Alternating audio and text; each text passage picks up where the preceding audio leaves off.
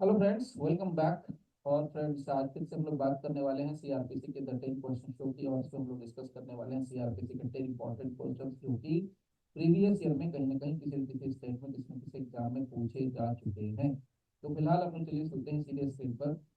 अच्छा, जिन लोगों ने क्वेरी करी थी ऐप के लिए, तो मैं सीधी सीधी बात कर दूं कि सर ऐप के ऊपर ऐसा है कि आप अनलिमिटेड टाइम तक एक्सेस कर सकते हैं किसी भी वीडियो को। मतलब अनलिमिटेड एक्सेस है, ऐसा नहीं है कि आपने एक बार वीडियो एक्सेस कर लिया तो आपका दोबारा नहीं शो होगा, तीसरी बार नहीं होगा, you have to pay more. No, not at all. तो आपको, आपके पास ऑप्शन ये है कि आप एक बार आप अगर परचेज कर लिया, जो कि बहुत ही रिजनेबल प्राइस है बिहार वालों के लिए, तो और सबसे ज्यादा ईजी है।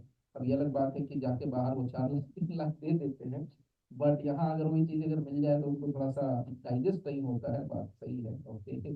आप लोगों के हिसाब से, मेरे हिसाब से नहीं। तो कहते हैं ना, वो कहावत है, घर का जोगी जोड़ा बाहर का जोगी सी। तो दैट इज द पॉइंट। खैर चलिए, मस्ती की बात थी, मस्ती में चली गई। तो नाउ सी, अब आपके पास क्या है, आपको जैसे ही आपको अगर कोई कोर्स लेना हो तो आप अपने कोर्स के लिए क्या करेंगे, व्हाट्सएप नंबर आता रहता है, व्हाट्सएप पर आप मैसेज करेंगे, एक ऑटो रिस्पॉन्डर जाएगा। ऑटो रिस्पॉन्डर में आपको एक लिंक मिलेगा आपका, उस ऐप के ऊपर आपने डाउनलोड कर लेना, लिंक के ऊपर डाउनलोड कर लेना, लिंक को टच करके। उसके बाद आपको जो आपका डिजायर्ड कोर्स है वो सब्जेक्ट सर्च कर सकते हैं। नहीं पता चल रहा है तो हम सीधे अपना नाम लिख करके और लिख ले एक लाइन, मेरे को एक न्यू कोर्स चाहिए सो सब्जेक्ट का।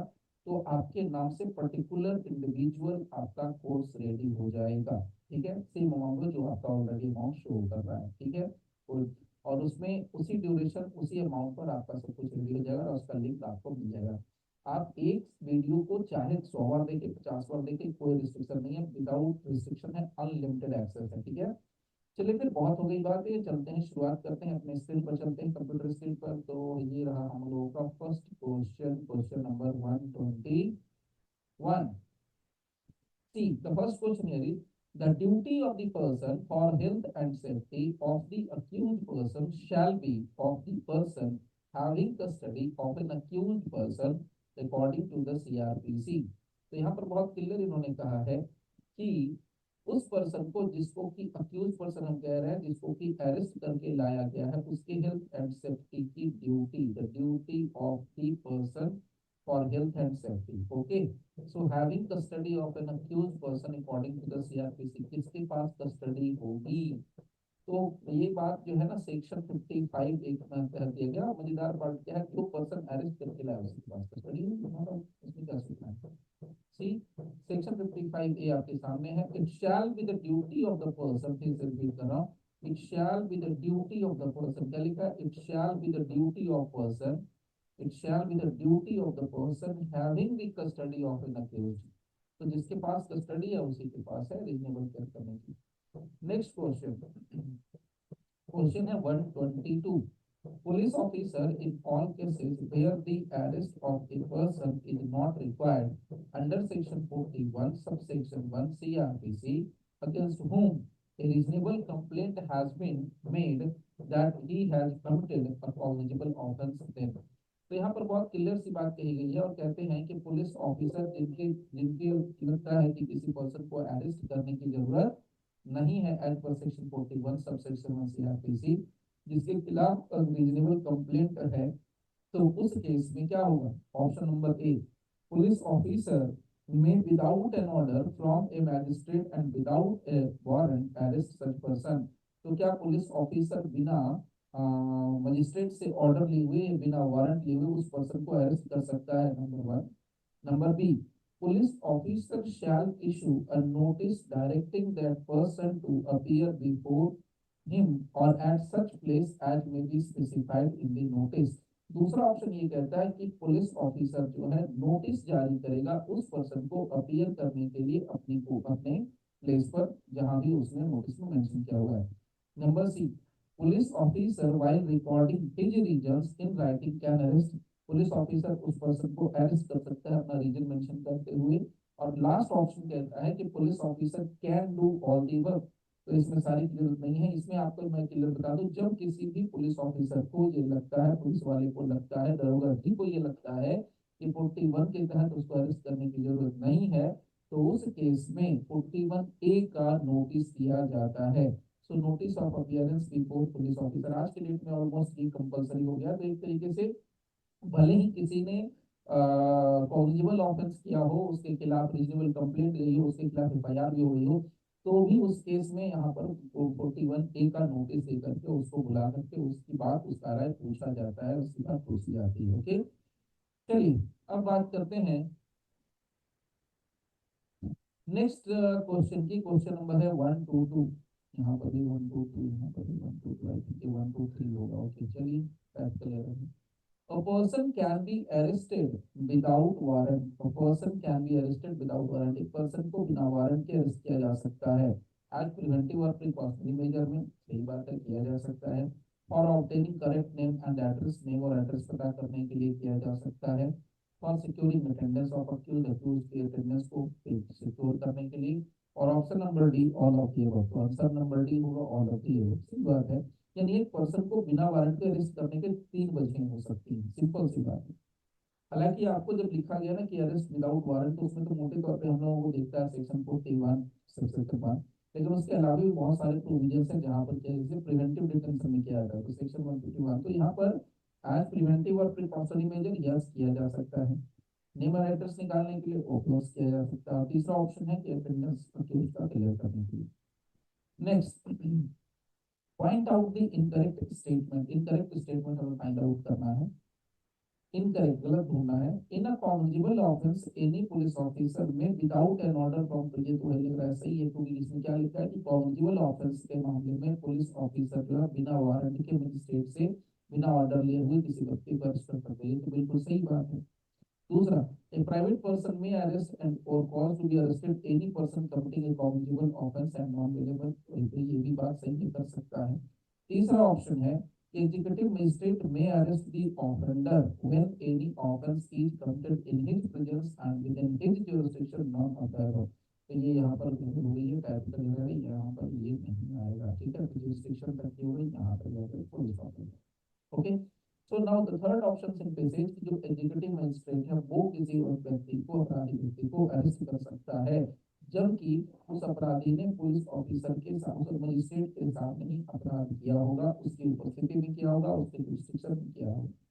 तो वैसे कंडीशंस में, तो यहाँ पर अगर मैं आपसे बात करूँ तो यहाँ पर तीनों ऑप्शन सही हैं, तीनों के तीनों ऑप्शन सही हैं जहाँ पर पुलिस बिना वारंट के अरेस्ट कर सकती है। Now next, the famous D.K. Basu case versus State of West Bengal contains the guideline in which respectfully arrest of person के मामले में है।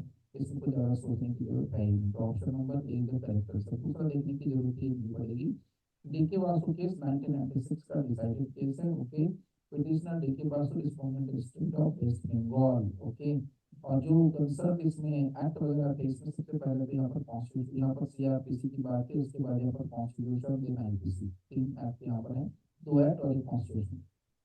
Now see next question, a police officer may arrest somebody accused of an offence. Police officer किसको arrest कर सकता है accused of an offence to prevent such person from committing any further offence? Yes of course कर सकता है। For proper investigation of the case? Yes of course proper investigation के लिए कर सकता है। Number C, to prevent tampering of evidence? Yes of course tampering को बचाने के लिए भी कर सकता है, एविडेंस को टैंपरिंग से बचाने के लिए।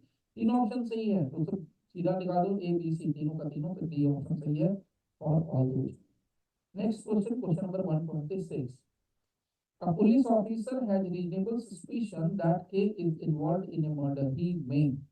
पुलिस ऑफिसर को एक सस्पिशन है, शक है कि के नाम का कोई पर्सन है, उसने मर्डर किया है। तो पुलिस ऑफिसर क्या कर सकता है उसके लिए? तो ही में क्या करेगा, अरेस्ट करेगा।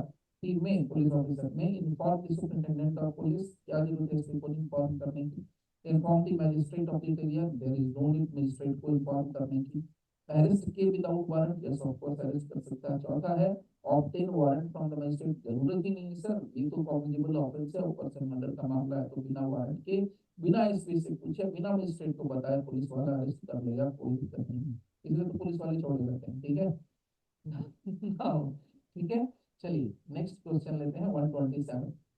Duty of a person making arrest include, जो पर्सन अरेस्ट करता है किसी व्यक्ति को, उसकी ड्यूटी क्या है? उसकी ड्यूटी यहाँ पर बताइए ए बी सी डी। पहला duty, giving information regarding the arrest, तो जिस व्यक्ति को अरेस्ट किया है उसको अरेस्ट किया गया ऐसा इंफॉर्मेशन उसके फ्रेंड को, रिलेटिव को और उसके नॉमिनी को देगा, ये उसकी ड्यूटी बनती है। Number one. Number B, informing the person of his rights as soon as he is brought to the police station. Of course, police वाला नॉर्मली ऐसा करता है, कभी भी नहीं, बिहार में तो बिल्कुल नहीं करते हैं, सब बहुत कम है, केस में आ गई 5% या 0.02%।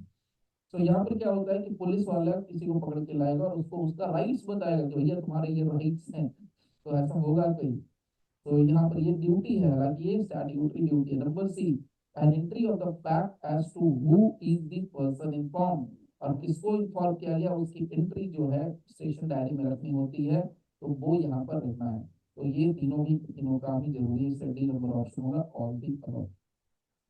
नेक्स्ट क्वेश्चन है 128, if a person fails to comply with the terms of the notice for appearance under section 41A subsection 1 of the CRPC or is unwilling to identify himself, the police officer, क्या बोलता है, अगर कोई व्यक्ति जिसको कि 41A के तहत नोटिस दिया गया है और वो पर्सन अगर अपने आप को उस नोटिस का कंप्लायंस नहीं करता है या अनविलिंग है टू आइडेंटिफाई हिमसेल्फ, तो ऐसे कंडीशन में हमारे जो पुलिस वाला है वो क्या कर सकता है। तो पहला ऑप्शन दिया है, subject to such orders as may have been passed by a competent court in this behalf arrest him.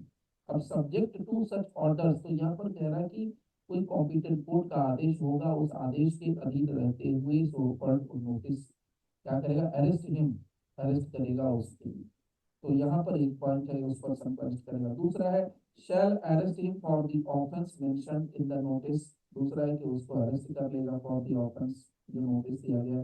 तीसरा ऑप्शन है may not arrest him for the offense mentioned, और चौथा और आखिरी ऑप्शन है may without an order of the magistrate and without a warrant arrest कर सकता है। तो ऑप्शन तो है कि भैया उसको अरेस्ट किया जा सकता है, that is the point. Okay, चलिए नेक्स्ट क्वेश्चन की बात करते हैं। ये हमारा रहा सेक्शन 41A का सबसेक्शन 4, बहुत क्लियर मेंशन है, where such person at any time fails to comply with the terms of notice is unwilling to identify himself, देखिए यहाँ पर लिखा है, the police officer may subject to such orders as may have been passed by a competent court in this behalf arrest him, उसको arrest कर सकता है for the offense mentioned in the notice। तो subject to such orders, तो जो orders pass किए जा सकते हैं कोर्ट की तरफ से उसके सब्जेक्ट उसके डिक्लेयर करिए। नेक्स्ट ऑप्शन, नेक्स्ट क्वेश्चन है हमारा 129, a memorandum of arrest of an arrested person is required to be signed and attested by one member of, so memorandum of arrest है अरेस्टेड पर्सन का, उसको sign करने की जरूरत पड़ती है एज पर प्रोविजन। तो उसको साइन और अटेस्ट कौन करेगा, by one member, so one member of his family और वन ऑफ हिज रिलेटिव। चलिए, अगर लोकेलिटी वाला जो कोई पर्सन है वो, या अदर लोकेलिटी वाला बट एक मेंबर होना चाहिए फैमिली मेंबर, या इस फैमिली और member of the locality and countersign कर दिए। परफेक्ट आंसर है इस फैमिली, उसका फैमिली मेंबर साइन कर सकता है, या उसके लोकेलिटी का कोई आदमी कर सकता है, या और काउंटर साइन करेगा कौन, जिसको अरेस्ट किया गया वो। ओके ना, ये जो प्रोविजन आ रहा है सेक्शन 41B के अंदर आता है, that is B number 41B का बी। ओके, सो ये रहा हमारा। अब आएंगे हम लोग लास्ट क्वेश्चन पर, last question for this day. The memorandum of arrest to be prepared by every police officer while making an arrest shall be, memorandum of arrest जो प्रिपेयर किया जाता है पुलिस ऑफिसर के द्वारा while making an arrest, arrest करते के दौरान, उसमें वही प्रोविजन जो ऊपर देखिए कितना इंपॉर्टेंट है ये क्वेश्चन या ये सेक्शन कितना इंपॉर्टेंट है।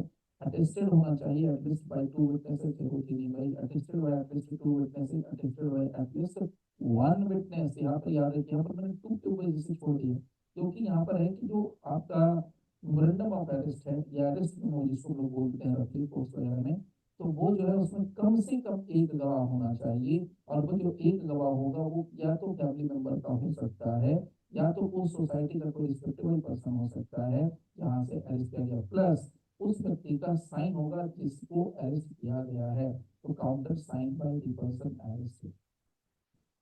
तो यहाँ पर सी नंबर ऑप्शन का करेक्ट आंसर सेक्शन 41 का भी लग गया, यहाँ पर तो यहाँ का भी हो गया। That is the last, this is the last question of this day of this show. So यहाँ पर आज हम लोग कंप्लीट कर चुके हैं अपने 10 क्वेश्चंस। तो अब हम लोग बात करेंगे नेक्स्ट सेशन में नए क्वेश्चन के साथ, नए वीडियो के साथ। फिलहाल चलते हैं, मिलते हैं फिर नेक्स्ट वीडियो में, तब तक के लिए thank you very much for giving your precious time. Thank you.